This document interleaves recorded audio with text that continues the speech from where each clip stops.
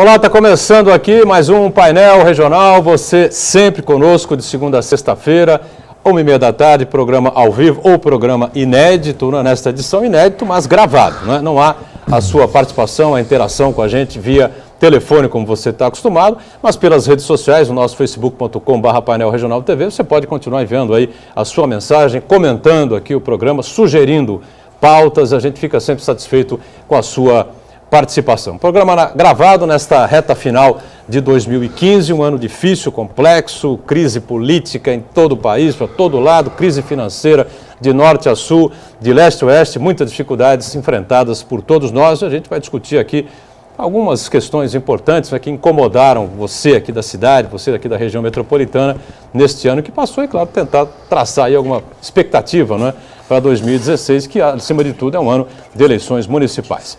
Prazer receber aqui nessa edição do Painel Regional o vereador Antônio Carlos Banha Joaquim, o Banha do PMDB, mais uma vez com a gente. Tudo bem? Prazer revê-lo mais uma vez, vereador. Prazer é meu, Boturão. Obrigado por estar a bordo aqui do seu programa e um forte abraço aos telespectadores, ao meu direto amigo Heraldo e ao professor Cassione. Heraldo José dos Santos, mais uma vez com a gente, participa também desta edição do painel. Tudo bem, Heraldo? Tudo bom, Boturão? Boa tarde a você, boa tarde ao vereador Banha, professor Cassione, sempre honra compor essa mesa.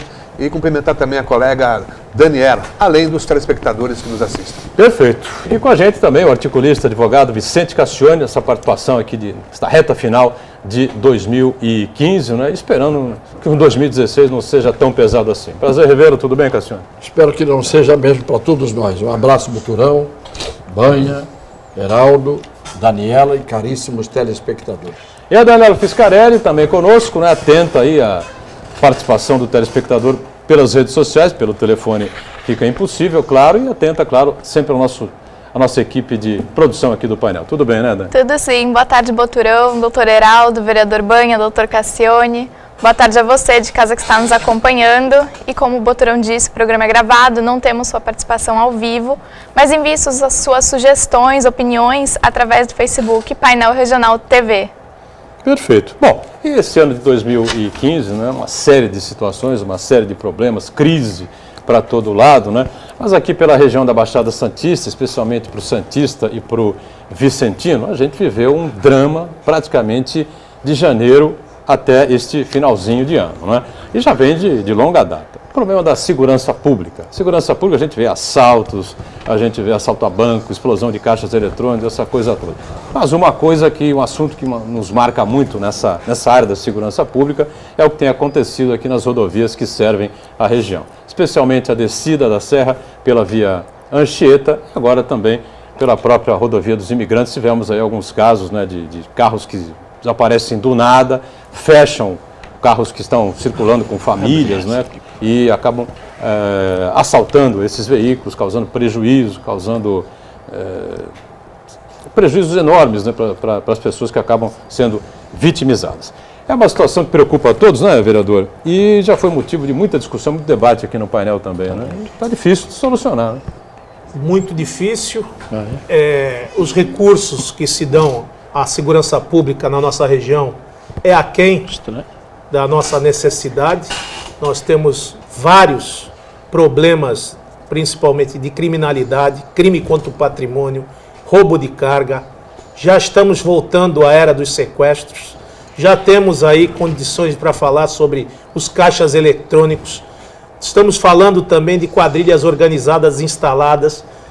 Agora, não dá para combater de uma maneira simplista e falar assim, olha, na Operação Verão, terão mais 300 e poucos policiais, mas vão ser distribuídos em 29 cidades. E isso vai ser diluído e, logicamente, não vai acontecer absolutamente nada. Mas eu fiquei pasmo, professor Cassione, meu amigo Heraldo, é a orientação dada pelo secretário de Segurança e principalmente o comandante da Polícia Militar da nossa região, dizendo que ele está tranquilo para essa operação porque está distribuindo cartilhas. Então ele vai dar cartilha para o povo, professor, para dizer como é que se deve seguir, para não ser assaltado, para não andar de noite, para não sair de casa, para não andar com o relógio, para não andar com a bolsa. Querido, não é isso que nós esperamos de uma cidade turística, de uma cidade que vem receber um número de gente muito grande nesse fim de ano. A gente está vendo os hotéis se prepararem, as redes de estabelecimento e principalmente os bares similares, restaurantes, tentando atender essa demanda que vai ser, porque acabou esse negócio de viagem para o fim do ano.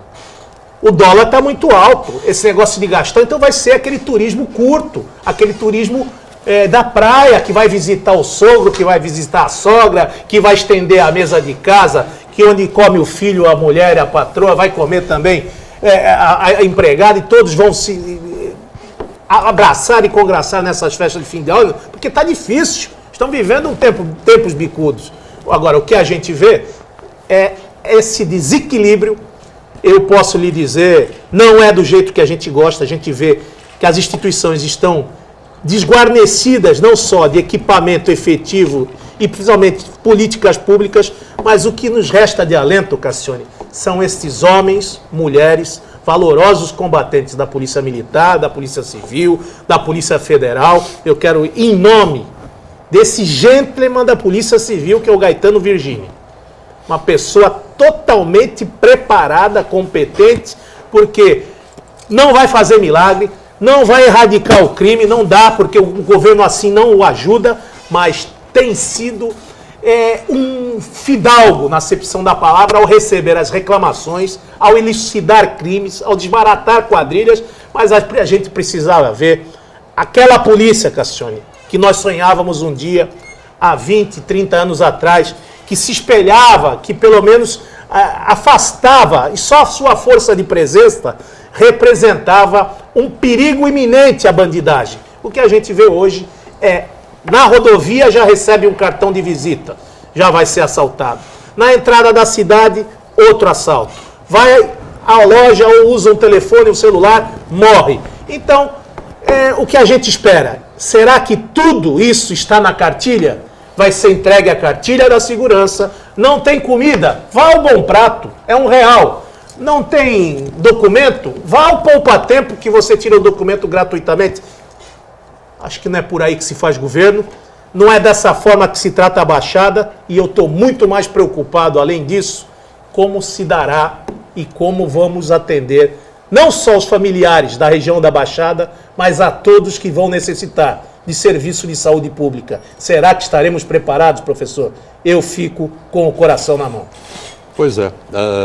Essa questão da orientação, eu discordo um pouco do Banha, viu? Eu acho que, é verdade, precisa fazer essa orientação mesmo. Você é contra essa orientação, a que as pessoas não usem não sou relógio, contra. correntinha, não, eu não sou contra. Dinheiro à mostra, celular à mostra. Não vai se fazer política e não vai se inibir em bandidagem com conversinha que vai entregar cartilha. Orientação em todo lugar é bom. Orientação, caldo de galinha, canja, precaução, isso é maravilhoso.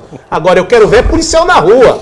Eu quero força ostensiva, intensiva, patrulhamento a pé, não só na faixa da orla da praia, não. Eu quero ver os bairros, a periferia, a entrada da cidade. Agora, precisa ter comando e firmeza. E cobrar também de quem vai receber muito dinheiro um apoio, nem que seja de guarda patrimonial. A Ecovias passou do limite de ter uma guarda patrimonial, principalmente nas suas áreas em que ela administra. Porque jogar essa conta para a Polícia Militar ou para a Polícia Rodoviária é muito pouco, e também para o consumidor que pagou uma nota no pedágio para ser assaltado na sua rodovia. Isso aí é um embuste. Outro dia eu lembrei aqui dos companheiros aqui, do Heraldo, e principalmente do Cassione e do Banha, quando eu vim acompanhando a Rádio Bandeirantes, e um telespectador, um professor, se não me engano, da Universidade de São Paulo, ligou dizendo que havia um equívoco, né, nessas cobranças à Ecovias, porque a Ecovias, por contrato, ela tem a obrigação apenas de fazer a manutenção do sistema Anchieta Imigrantes, né, e não de fazer a segurança. É uma polêmica que se instalou aqui, mas vamos colocar em discussão esse tema também, né, porque é um tema importante, eu abri o programa com isso, esses problemas todos, né, que a gente vem acompanhando aí, assaltos, essa criminalidade toda, tanto na descida da Serra, a Via Anchieta, e agora se estendendo pela Imigrantes também. Cassione, você entra também nessa dividida aí. Olha, a primeira impressão que eu tenho é de que a Ecovias manda no governo do Estado. Ela tem ascendência sobre o governo do Estado. Não só este governo, os governos do Estado. A Ecovias faz o que quer. O Banha cansou de dizer aqui das vantagens, regalias e privilégios, que tem que se chamar assim, de que se beneficiou a Ecovias no Cubatão, lá no alto, no Planalto, naquela área ao lado onde tem a sede dela. Aliás, vai à sede da Ecovias, você não acredita, o que tem é um palácio lá em cima. Está escondidinho ali, tem um restaurante 5 estrelas, tem churrasqueira, áreas de lazer, e etc, etc, etc. Mas os diretores merecem, afinal de contas, eles estão também naquela categoria de que ninguém é de ferro. O grande problema é que a Ecovias, e eu tenho feito apelos ao Ministério Público aqui continuamente, no sentido de fiscalizar, primeiro, quanto é que a Ecovias já ganhou a mais, ou se não ganhou, que se constate, do que ela deveria ganhar pela concessão da Via Anchieta e da Via Imigrantes. Por quê? Porque como aumentou muitíssimo o movimento, aumentou muitíssimo a frota, a arrecadação aumentou muitíssimo, tenho quase certeza, intimamente, como usuário do sistema, semanalmente, de que a Ecovias hoje já teria ganho aquilo que ela teria que ganhar no prazo de concessão. Está ganhando a mais, está sobrando. Não é? E aí, se está sobrando, eu concordo plenamente com a ideia de que a Ecovias não tem apenas que fazer a manutenção. Ah, está no contrato que é só isso. Ah, bem, está no contrato que é só isso? Tá bom, então que faça, pelo menos, uma manutenção, até para justificar que é só isso, que é o dever dela. Porque a hidroplanagem que eu peguei no sistema, e estou cansado de pegar, e todo mundo pegou, que tinha de carro derrapando na pista, e elas têm câmeras para ver que isso está acontecendo. Aí, um dia, eu peguei o policial rodoviário e disse, por que acontece isso? Eu sabia por que era. O asfalto utilizado, a pavimentação utilizada na rodovia dos imigrantes, é um asfalto que não permite o escoamento da água na vazão necessária. Os policiais rodoviários confirmaram isso, e você pode ver que em todas as rodovias dos países do mundo civilizado, o asfalto, ele não é espelhado e liso, ele é crespo, e ele permite essa vazão para evitar exatamente a hidroplanagem, que é um perigo gravíssimo. E a Ecovias pavimentou desta maneira. Você tem ondulações nas emendas, nas juntas dos viadutos, você tem ondulações, o carro dá trancos, o carro trepida inteirinho em vários lugares. Não é? A Ecovias tem que cuidar da manutenção, e de que mais? O resto é a rodoviária tem que cuidar do trânsito. Então, por que é que é a Ecovias que controla a polícia rodoviária? Quem Como diz isso? controla a polícia rodoviária? Sim, senhor. Pergunte aos policiais rodoviários. Quem Mas como determina? ela distribui o policiamento pela Ela estrada, é que faz a logística, ela é que manda as viaturas para onde tem que ir ou não tem que ir, ela é que determina se tem ou não tem operação comboio. Ah, isso sim. Tudo é ela que faz. Ora, se é ela que faz tudo isso, se a polícia rodoviária, que na verdade teria que cuidar do que a polícia rodoviária? Da orientação do trânsito, da fiscalização. Você não vê uma viatura da polícia rodoviária em serviço a não ser naqueles postos fixos. Só. E durante o dia você não tem policiamento. À noite, eles saem da toca e vão fazer o policiamento nas horas mortas da madrugada. Né? Mas durante o dia você não vê. Os caminhões fazem o que querem, a Ecovias não toma conhecimento. Por quê? Porque a Ecovias tem compadrio com as empresas de transporte. Eu pedi ao Ministério Público que apurasse por que é que a Imigrantes é fechada durante a semana, no mínimo por 4 dias por semana. Uma vez eu peguei um helicóptero de um amigo meu, que me emprestou o helicóptero, sobrevoei o sistema, está em obras, está em manutenção, Anchieta. Não tinha um único funcionário fazendo absolutamente nada. Pergunte ao Ministério Público a Ecovias, fiscalize, e pergunte por que é que eles impedem que toda uma rodovia, Anchieta, Pista Norte, fique fechada o dia inteiro, durante pelo menos 4 dias por semana, sobrecarregando o sistema Anchieta, o sistema Imigrantes. Perguntem por quê. Perguntem por que eles fazem comboio quando não há neblina, não há nevoeiro. Mas você acha que tem algum interesse financeiro nisso? No comboio? Comodidade deles. Tem que para fazer com que os caminhões fiquem apenas em 2 faixas da pista, para poder chegar na interligação do Planalto, para ir para Anchieta, que é obrigatório, vans e caminhões. Tá certo? E ônibus. Eles têm que encostar todo mundo para o lado de cá, para deixar livre 2 faixas da pista para os automóveis. Isso não acontece. Então os caminhões tomam conta de todos os espaços, e como os caminhões vão pegar nevoeiro, eventualmente na interligação, eles fecham desde o pedágio, portanto fecham 15 quilômetros de rodovia, impedindo que os automóveis passem, sendo obrigados os automóveis a ficarem 30 minutos parados esperando o comboio ser liberado, cada comboio. E quando libera, vai todo mundo andando devagarzinho, a 20, 30 por hora, até chegar aqui embaixo. E você paga pedágio por isso. Então, a Ecovias, ela é ineficiente em tudo aquilo que interessa. Só tem fiscalização se o sujeito furar o pedágio.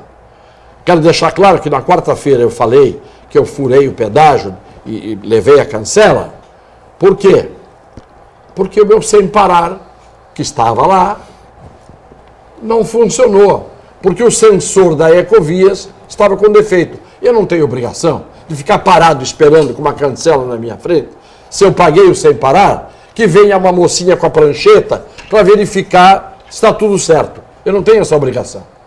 Então, o que a gente tem que ver... Eles têm que pagar o risquinho que fez no carro. É o que o Banha disse agora, claro, isso ainda por cima. Porque aquela varinha lá da cancela, ela é elástica, não acontece nada com ela. Tem que ter segurança Ecovias na sua pista. Ela tem que pôr ali viaturas com segurança. O banco não tem segurança privada? Tem. Até determinada hora. Depois você fica ao Deus dará, né? Não, mas eu digo... Não, tem que ter. Mas o banco não tem regulamento. Se você entrar no guarda, banco, não estão lá os guardas de segurança? Agente. Mas até às 6 horas da tarde. Se você vai no caixa eletrônico, o banco também deveria dar segurança. Deveria dar. Mas eu digo, a Ecovias... Você vai no caixa eletrônico e está ali ao Deus dará, se você precisar sacar dinheiro. A Ecovias sabe, a Polícia Militar sabe e a Polícia Rodoviária sabe quais são os trechos mais perigosos que existem para assalto. Sabe. Muito bem. Tem que ter viaturas em movimento, circulando. Viaturas circulando. Não adianta você ter uma viatura parada, porque é a mesma coisa que você botar um poste para vigiar o cachorro. Eu acho que a bandidagem toda sabe onde é que está essa viatura. O poste só vai servir para o cachorro fazer xixi. Professor, depois de 4 anos daquele engarrafamento... Mas aí é que eu quero terminar. O governo do Estado tem condição, tem força, se quiser, a menos que a frase que eu disse no começo seja verdadeira. Quem manda é a concessionária, não é o poder concedente. É verdade. Porque o governo do Estado tinha que chamar o pessoal da Ecovias, senta aqui, vão cuidar de fazer o que tem que fazer. Se ela pode mobilizar e desmobilizar a polícia rodoviária, ela tem que poder mobilizar e desmobilizar a polícia militar. Ela tem que equipar a polícia militar para estar presente na rodovia. que a rodovia virou agora ponto de assalto permanente. Então a Polícia Militar tem que ir para lá, não tem viatura, a Ecovias manda fazer 4, 5, 6 viaturas, pinta Polícia Militar e põe gente lá. E quando há esse conflito, por isso que eu digo, há 4 anos fui autor, junto com o promotor público de São Bernardo do Campo, contra o sistema Sem Parar e contra aquele engarrafamento de 154 veículos, 157 veículos. Professor, a justiça é morosa, a justiça é lenta. E o governo é empregado da Ecovias. Quando você afronta e provoca a justiça, eu gostaria até no próximo bloco narrar, tinha 32 tipos de irregularidades quando daqueles engarrafamentos. Eu tenho quase que certeza que nem a metade foi cumprido até agora. Vamos aproveitar para fazer um rápido intervalo e a gente volta então para amarrar esse tema aí, vários aspectos que envolvem a ligação aqui do Planalto com a região metropolitana nossa aqui. Vamos para o break e voltamos já já. Estamos de volta, segundo bloco desta edição do Painel Regional, aqui com o Banha, vereador do PMDB, Heraldo, Cassione, a Daniela nos acompanhando e acompanhando também toda a nossa equipe de produção. Programa gravado, já disse, nesta edição. Não há interação via telefone, mas facebook.com/Painel Regional TV está sempre à sua disposição. Envie a sua mensagem, comente aí o programa, não é? Indique aí novas pautas para a gente discutir, debater aqui, a gente está sempre à sua disposição. O assunto é a questão da segurança e os problemas do sistema cheio de imigrantes que vem desaguar aqui na nossa região metropolitana, e o Banha tem aí uma representação ainda contra a Ecovias, ainda daquele acidente que ocorreu há 4 ou 5 anos, se não estou enganado. 4 anos, 2011. 2011, né? E você comentava aí que até agora nenhuma decisão foi tomada, a coisa não evoluiu, né? Se encontra subjúdice, mas a gente vê, e infelizmente muitas das pessoas, as autoridades e até o próprio povo não tem memória. Quando inauguraram a pista da Imigrante, um dos poucos a falar sobre esse tema, o professor Cassione, que arrumou uma guerra, levantou uma polêmica sobre a aquaplanagem da via, sobre a inclinação da rodovia e sobre os veículos que podiam passar. E a infiltração de água nos túneis, né? O tipo de pavimentação. Continua aquilo, Cassione, da mesma maneira, deram alguma pincelada aqui, outra acolá, mas dentro do processo que foi movido naquela, até o doutor Naveira, conhecido médico aqui da cidade, ajudou a socorrer gente, porque a gente lembra da inauguração, que foi uma coisa tão ostensiva, Cassione, quando inaugurou, sobre a concessão da Ecovias que ia resolver o problema das estradas da região.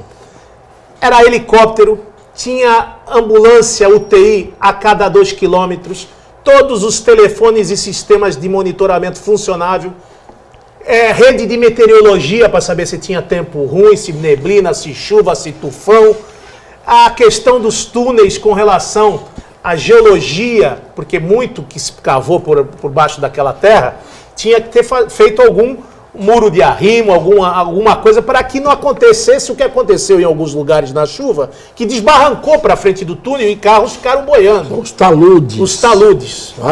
Que não fizeram nem durante a construção da primeira pista, e morreu muita gente que trabalhava nisso porque não fizeram os taludes. Agora, você lembrou bem do dia da inauguração? Eu tinha acabado de ser eleito deputado federal, e estava presente. Você está falando da inauguração da pista descendente, né? Da segunda pista. Segunda pista. E eu estava presente. E fui uma das pessoas a quem deram o microfone para eu fazer uso da palavra. E eu me lembro que eu fiz um discurso muito breve, estava lotado, aquela festividade, comes e bebes. Foi lá em cima, lá no Planalto, fizeram uma tenda enorme, né? E as autoridades e convidados e tal. E eu me lembro que eu fiz um discurso dizendo o seguinte, muito curto. Falei, esta pista está chegando com 20 anos de atraso. Ela não vai desafogar o problema que existe. Ela já veio caduca e saturada. Nós tínhamos que estar inaugurando hoje a 4ª pista. 4ª, sem contar a de Parelheiros, que daria direto no litoral sul. O governador Alckmin veio ao microfone, foi o último a falar, pelo protocolo, e sorrindo, brincando comigo, disse, o deputado Cassione, com esse seu sangue peninsular, latino, sempre é exagerado. Nós estamos com uma pista aí que vai nos dar muito desafogo por um prazo bem grande. Temos uma pista aí para 20 anos. Quem tinha razão? Quando eu disse que a pavimentação era pavimentação errônea, que os túneis não tinham saída contra incêndio, que não tem acostamento nos túneis. A rota de fuga que a infiltração de água existe. O que aconteceu? Foi na TV Mar, no programa Opinião, que eu disse isso. Isso mesmo. No dia seguinte, estava sentado para responder o presidente Meirelles. Lembram dele? Irineu Meirelles. Irineu Meirelles. Aliás, dá nome a um dos túneis, né? Ele, muito simpático, disse: doutor Cassione, a gente respeita muito, mas ele não entende nada de engenharia, ele não entende de pavimentação, ele não entende de túnel, ele não entende disso, não entende daquilo. Ele entende de direito e de advocacia. Quem é que estava certo?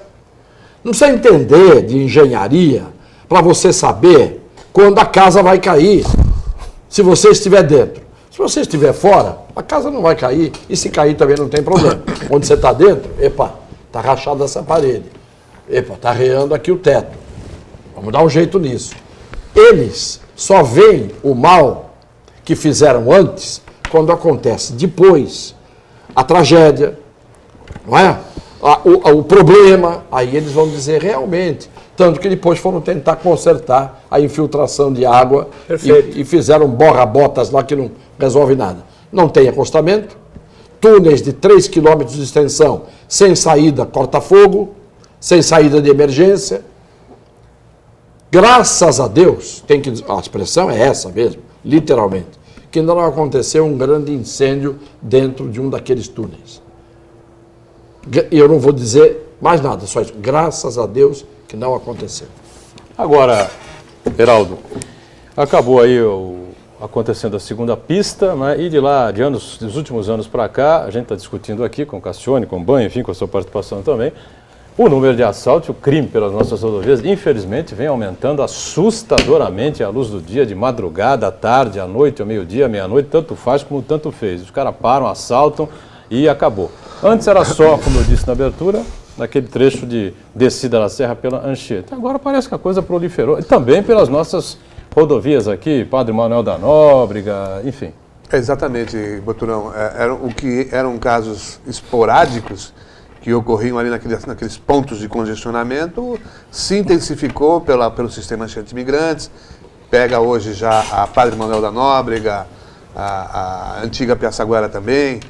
Então, quando a Ecovias alega que não tem responsabilidade em relação à segurança, sem nenhuma razão, porque a utilização do sistema é pago. Então, se você paga, você tem que ter a segurança também. Imagine você está numa casa de espetáculo, compra alguma coisa, entra em determinado local, entra num cinema, num teatro, ocorre alguma coisa e vem o responsável. Não tem nada a ver com isso. Aquilo não é uma você concessão, pagou doutor, é para ver o concessão do espetáculo. serviço público. Exatamente, é uma então, concessão. se a concessão está concedido a ele para ter. explorar, e dentro da concessão está lá água, luz, responsabilidade, segurança, E mais do que isso, habitabilidade.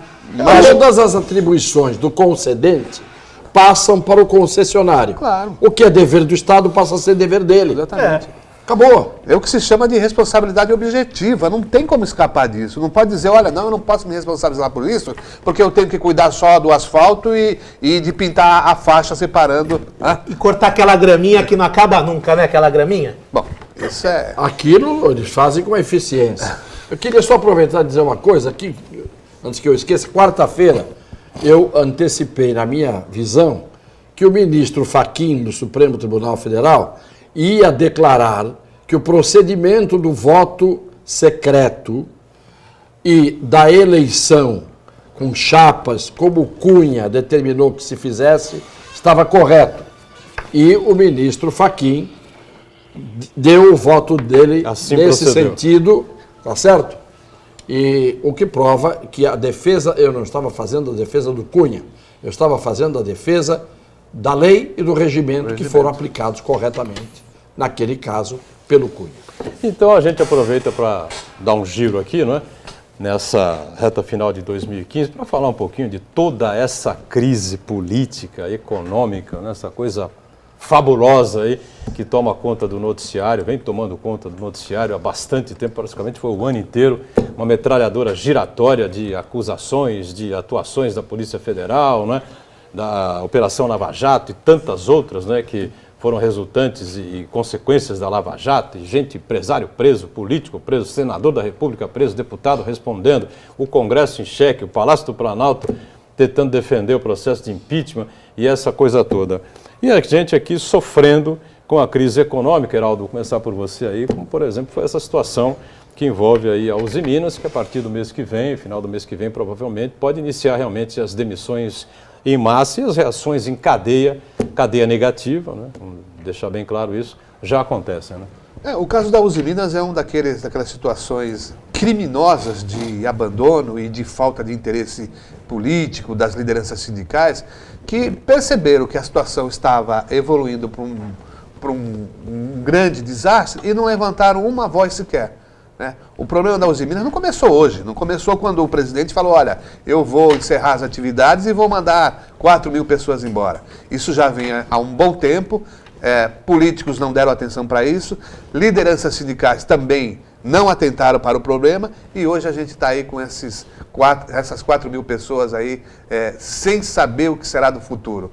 Lamentavelmente, e mais grave ainda vem, nós vimos depois, Boturão, que a outra empresa de um grande grupo, Votorantim, também disse que ia encerrar as atividades com apenas 30 trabalhadores, quer dizer, o que é mais grave ainda, será que ela não poderia aumentar até mesmo a produção de cimento na fábrica aqui de Cubatão, já em razão, né, da perda de postos de emprego da Uzi Minas, mas não, vai num sistema, num efeito dominó.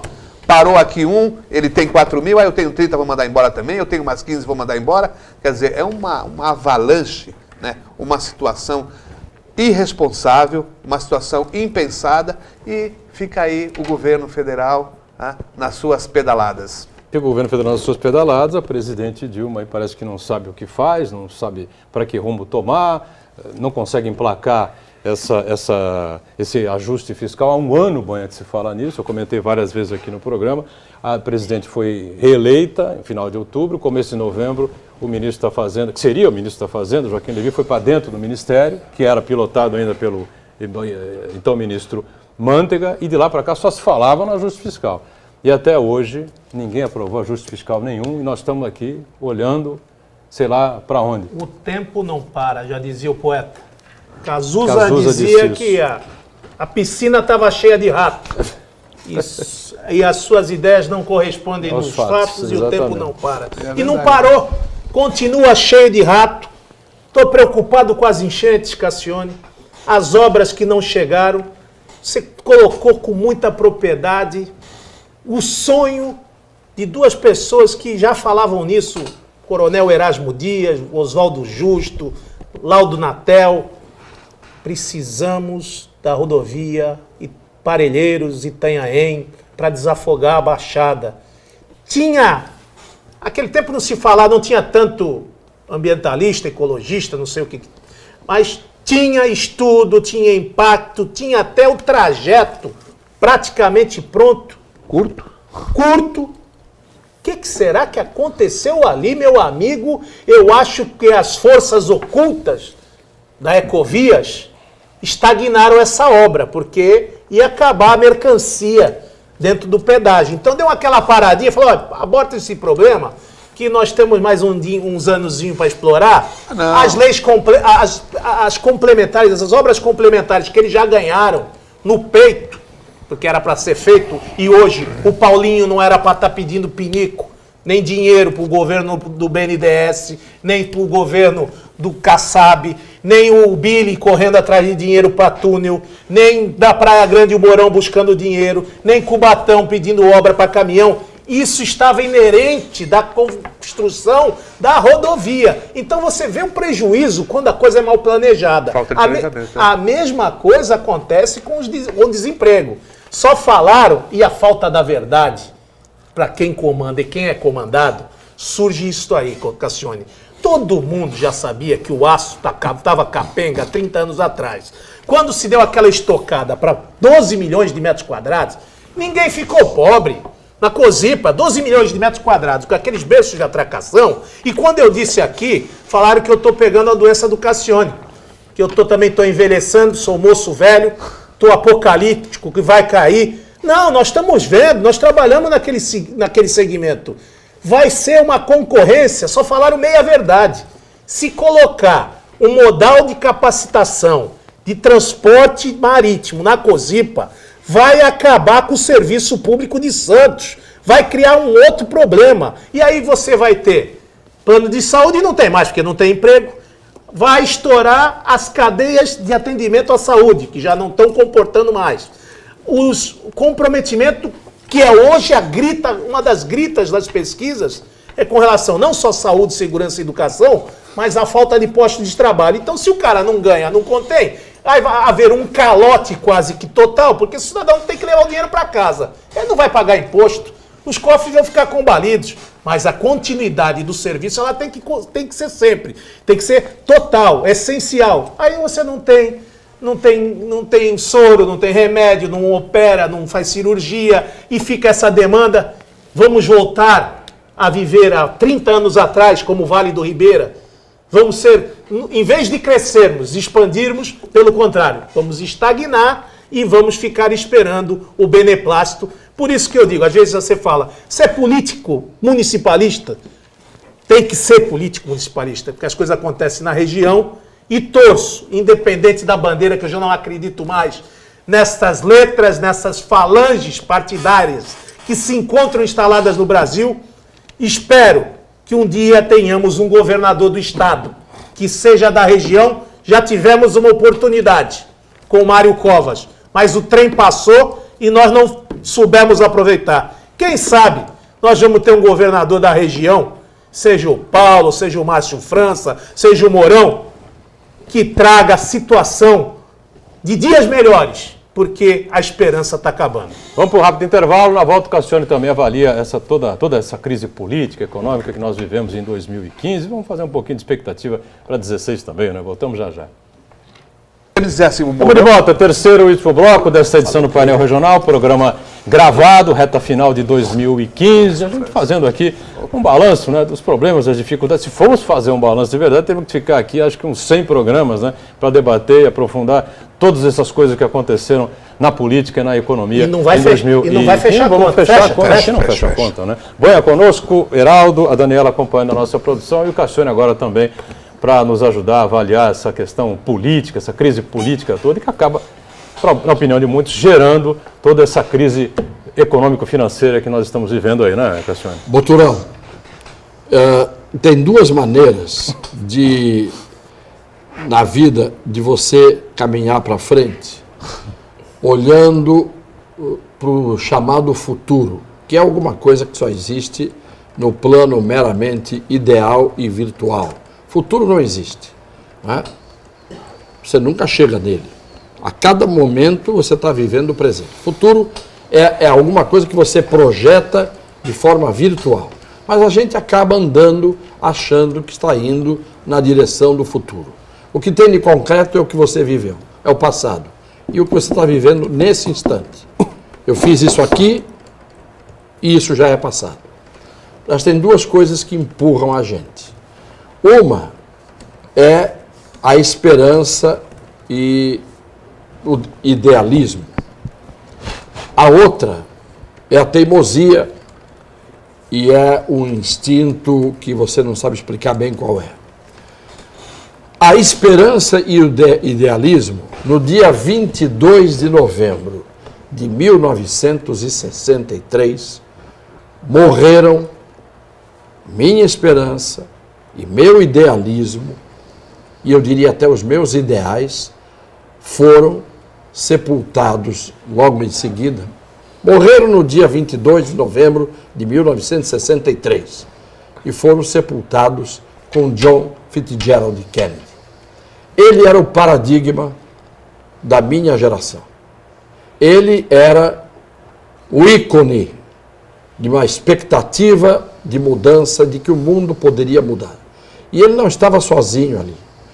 Eu cito 5 nomes que tinham naquela altura um peso que poderia, esse peso, fazer com que a balança definitivamente pendesse para o lado de um mundo melhor. John Fitzgerald Kennedy, Martin Luther King, João 23, Papa João 23. Papa João 23, Nikita Khrushchev e Bob Kennedy, o irmão do John Kennedy. Esses 5 estavam, de certa maneira, dando o peso da dignidade de uma geração capaz de construir um mundo melhor. Quando aquelas balas que foram disparadas, de atocaiados no meio do caminho, porque as balas não vieram da escola, de um terceiro andar de uma escola de Dallas. A bala que atingiu o Kennedy, depois pelo filme dava para ver nitidamente, é uma bala frontal, uma bala de quem estava esperando a vinda do automóvel e atirou de frente no Kennedy, né, destroçando a cabeça e o cérebro dele.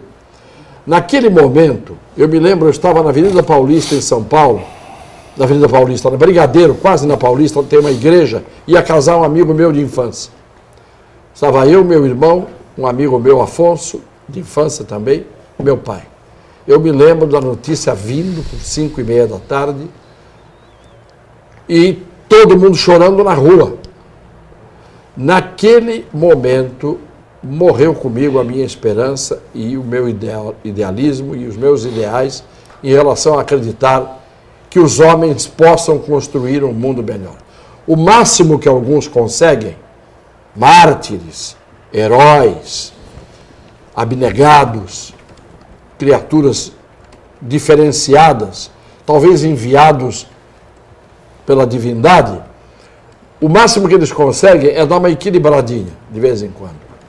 A grande maioria é do mal e a grande maioria faz o mal, pratica o mal. A grande maioria dos que têm poder, eu quero dizer, dos que têm poder de decisão, dos que têm poder de definir. Então, quando você me diz qual é a expectativa para o ano que vem, eu te diria, não é diferente de todas as minhas expectativas frustradas, que a teimosia me punha no horizonte, porque a esperança e o idealismo já tinham apagado a imagem do horizonte. Mas tem uma teimosia, um instinto que você não explica qual é. E aí você ainda acredita duvidando, ainda crê desacreditando. Então eu digo, nós estamos hoje vivendo, e vamos viver ainda neste ano de 2016, um período terrível do ponto de vista de curtíssimo prazo. Agora, médio prazo, longo prazo, eu não vejo no horizonte uma única imagem luminosa que pudesse reacender, por um milagre, dentro de mim e do meu coração, ideais e ilusões perdidas. Eu não vejo. Não vejo uma figura de um líder, eu não vejo uma figura de um homem sério, eu não vejo uma figura de uma nação constituída de pessoas que de uma hora para outra dissessem: vamos tomar espião na unha e vamos virar a mesa, virar o jogo. Eu não vejo. O que eu tenho dito sempre aqui, tragicamente, que o Brasil tomara acabou? que eu esteja errado, não apenas que o Brasil acabou. O concerto só virá um dia com sangue derramado. E isto é muito trágico. Se vier, será com sangue derramado. É a lição da história. Você vê o futuro olhando a história. Ela ensina, ela antevê. A história é vidente.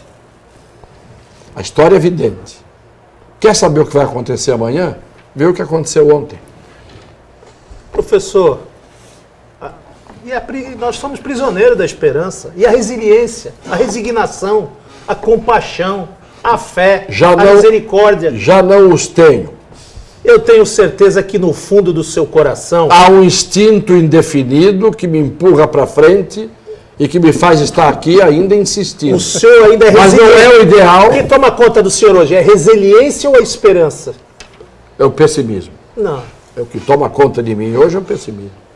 Nós tem outra coisa. comentamos aqui nos últimos programas, né, antes da gente fazer essa gravação para o final dessa reta final do ano, a última pesquisa que foi divulgada pelo IBOP, né, onde a presidente da República aparece com mais de 70% de rejeição, de péssimo e ruim, apenas 9% de bom e ótimo. Mas, ao mesmo tempo, né, lembravam aqui com o Heraldo, inclusive, houve um movimento, um chamado de movimento pelas redes sociais para as pessoas irem às ruas no domingo, não foi no dia 13 de agora passado, né? E as pessoas não foram, não compareceram.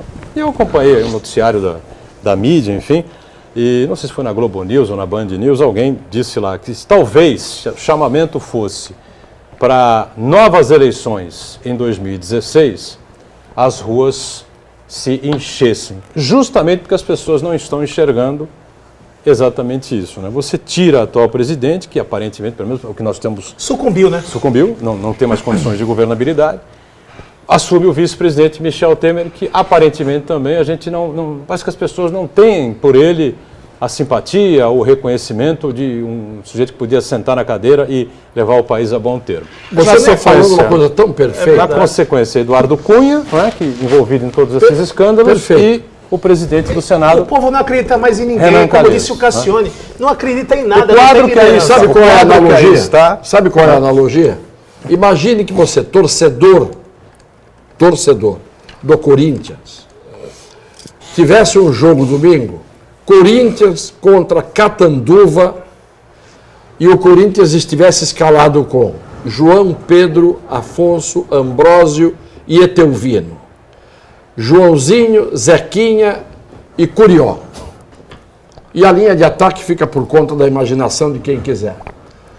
Você sai de casa num domingo para ir ao Itaquerão ver Corinthians e Catanduva com essa escalação? Não. Difícil, claro. Claro que não.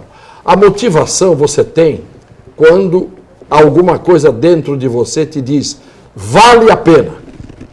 Quando você diz assim, eu vou sair de casa num domingo para ir para a rua, para no dia seguinte tudo continuar do mesmo jeito, não vale a pena.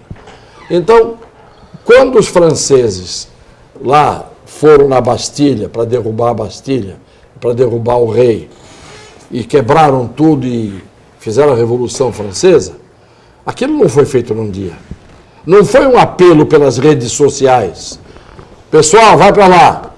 Foi muito discurso de Rousseau, Robespierre, Danton, Marat, os iluministas todos dizendo, fazendo a cabeça para mudar alguma coisa.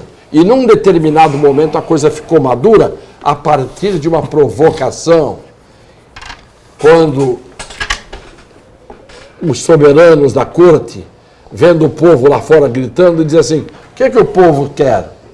Quer pão? Não tem pão? Dá brioche. Aí vira a mesa. Você precisa ser provocado ao limite. E aí é que eu digo, quando um país que não tem controle, não tem liderança, não tem rumo, está tudo difuso, quando esse país perder a cabeça, cada um perde a cabeça numa direção. E aí o sangue corre. E não tem educação nem cultura, Cassione, como é que vai surgir novos iluminados ou iluministas? Os iluminados que nós temos hoje é farinha pouca, meu pirão primeiro. Qual é o final da operação? Ah, mas você está trabalhando com comércio. Ah, o comércio é pouco. Então você está trabalhando com droga. Ah, tá ganhando dinheiro, é gente boa. O cara, então, ele vale pelo status, aquilo que ele produz, pela capacidade do mal que ele gera.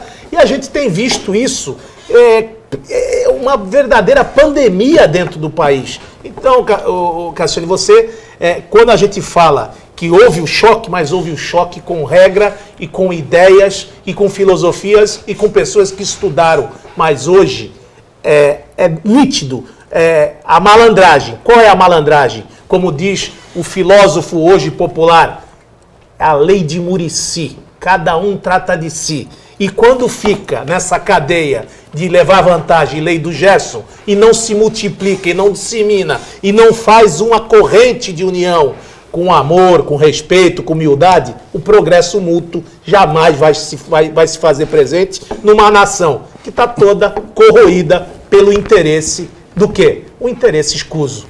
Nós vamos fechando aqui o nosso painel regional, edição gravada nesta reta final de 2016, tá certo? Voltamos primeira semana de janeiro aí ao vivo, não é? Com entrevistas, debates, você continua acompanhando a gente. Agradeço aqui ao vereador Banha, agradeço ao Heraldo, Vicente Cassione e a Dani que acompanha a gente diariamente. Obrigado.